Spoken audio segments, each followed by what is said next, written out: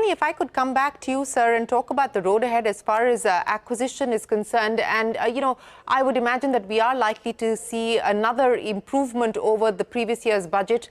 We did see a significant improvement this time around as well on the defense budget, including the acquisition budget. But, the focus and priority, you talked about this having been a tech-enabled conflict. The focus on drones, for instance, the focus on AI-guided loitering munition, for instance. What would you now like to see being prioritized, both from a development perspective as well as an acquisition perspective, sir? Well, if you closely look at India's response in this conflict, it was a response which was, all the three services put together along with ISRO and other agencies working together as an integrated response. That's where technology comes into play. So if you look at UAVs are going to be a major part of any battle scenario anywhere in the world. If you look at the Russia-Ukraine conflict, Ukraine is making something like 1 million UAVs per year. There are hundreds of companies in Ukraine making UAVs. India has more than 500 companies who make UAVs. So I think we have come of age in this area. What is very important is we are able to do precision strikes. And for precision strikes, you need, the satellite surveillance, you need multiple agencies working together, making these things happen. And I think that was very ably demonstrated in those 23 minutes, as you said, what happened. So I think we have the capabilities. We just need to keep enlarging it, because you can imagine conflicts like the Ukraine-Russia conflict. This is going on for 3 years.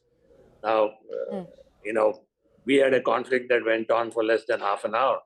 So if we have a longer conflict, then we need to be far better prepared. But I think we are all there with the policies that the Honorable Prime Minister put into place for the last, let's say, 10 years in the area of defense, and all enabled by our Honorable Defense Minister and the whole user industry collaborative effort that is going on between industry, DRDO, and the users, that is the services.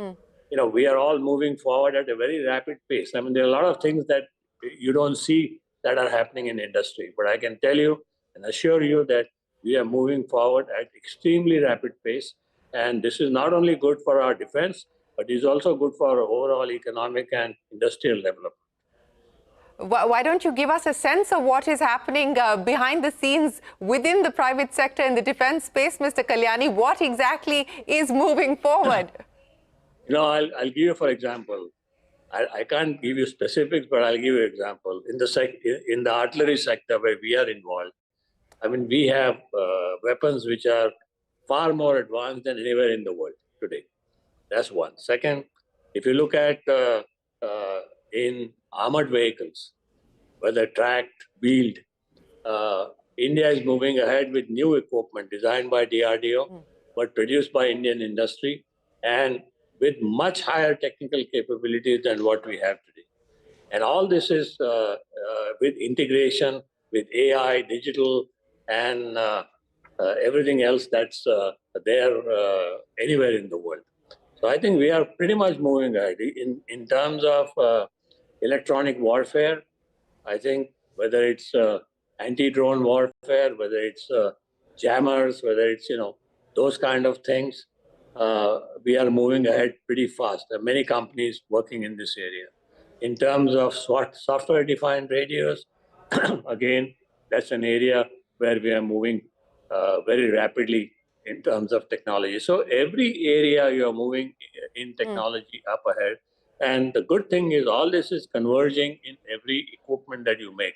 So it's not that in like the old days, you have an artillery gun sitting and firing at the Kargil hill. Now it's all integrated. It is autonomous. It can be controlled without any man being there, and controlled by using data from satellites and everything else. So I think things have gone in the last 5-7 years way ahead, and they're going to go even faster. Absolutely, we are seeing that already in play. But Sanjiv Puri, if I may bring you and Mr. Mukundan into what we are seeing outside of course, what's happening on the battlefront.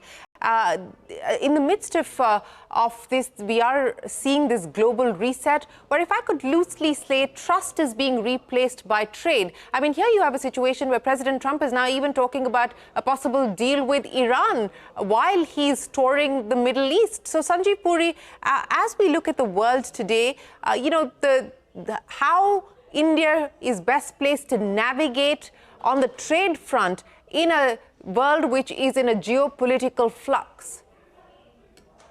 So this is a very important facet that you have brought in, Shireen, that I think that, first of all, India is very well placed because of the strengths, inherent strengths that India has got.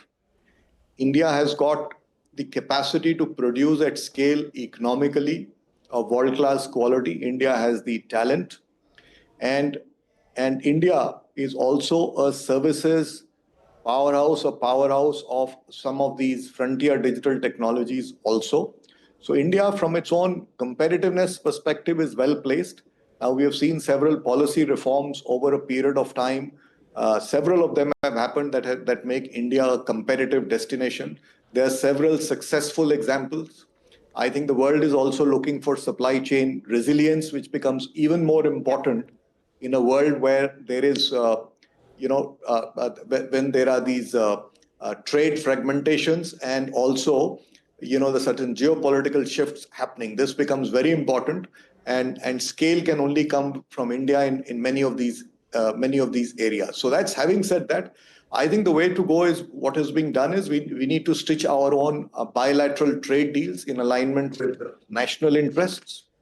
And as we do economic integration, I think we have to be cognizant of countries that are also working against our interest. And we have to, certainly CII would encourage its members to move away from them, to reassess. There are countries that supported Pakistan in this conflict. And of course, with one of them, we do have a material amount of trade.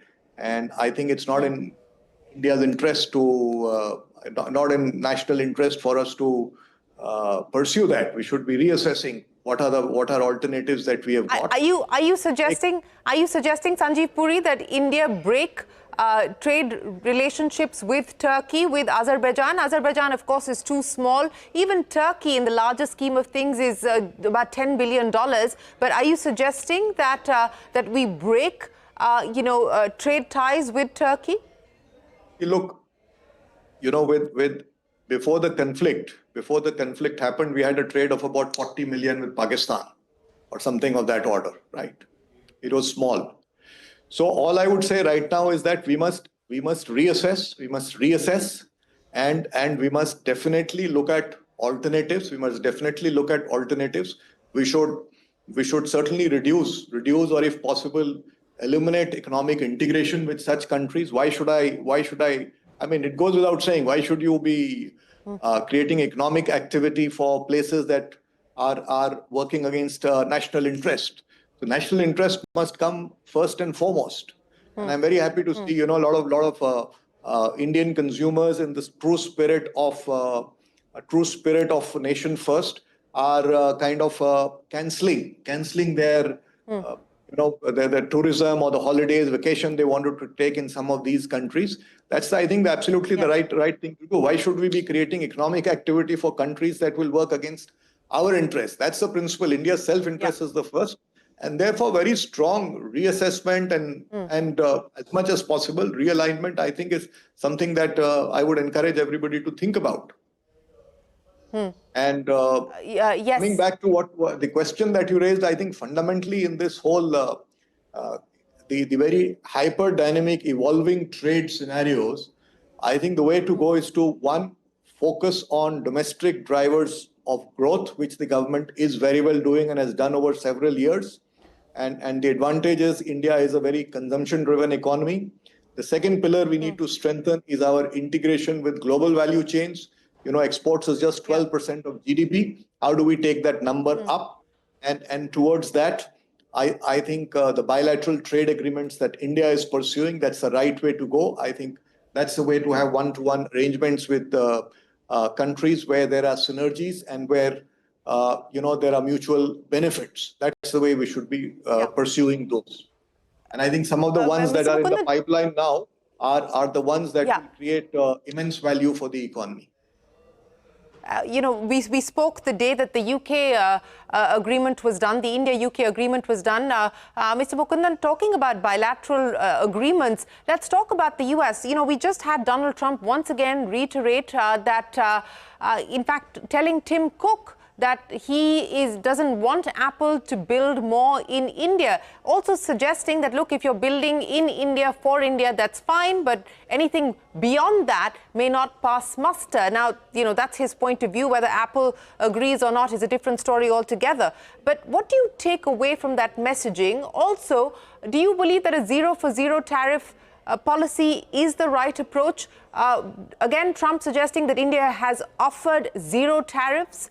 He said quite literally, they've said that there will be no tariffs. The Indian government so far maintaining that it's too premature to comment on any deal contours. Do you believe that a zero tariff policy is appropriate?